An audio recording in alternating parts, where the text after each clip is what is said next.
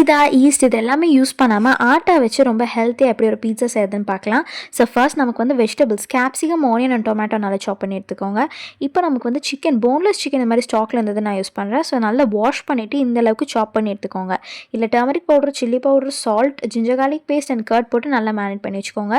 Pizza சாஸ்க்காக tomato, red chilli and வந்துட்டு நம்ம கார்லிக் ஒரு கொஞ்சம் போட்டு சுடுதண்ணியில் நல்லா சோக் பண்ணி இதை வந்து நம்ம வந்துட்டு மிக்சியில் போட்டு அரைச்சிக்கலாம். சால்ட் அண்ட் சுகர் கொஞ்சமாக அந்த வாட்டரே போட்டுக்கலாம். வினிகர் எதுவுமே இல்லாமல் ரொம்ப சூப்பராக நம்ம ரெடி பண்ணிட்டோம். இப்போ நம்ம சீஸ் வந்து இந்த மாதிரி கிரேட் பண்ணி வச்சுக்கோங்க.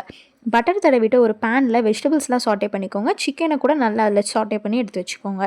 இப்போ நமக்கு ஒரு கப்பில் கேர்டு வந்துட்டு நல்லா இந்த மாதிரி எடுத்துக்கிட்டு 1/2 டேபிள் ஸ்பூன் பேக்கிங் சோடா போட்டு நல்லா மிக்ஸ் பண்ணுங்கள். ஈஸ்ட்டுக்கு பதிலாக இது யூஸ் பண்ண போகிறோம். நல்லா பபிள்ஸ் வருது பாருங்கள்.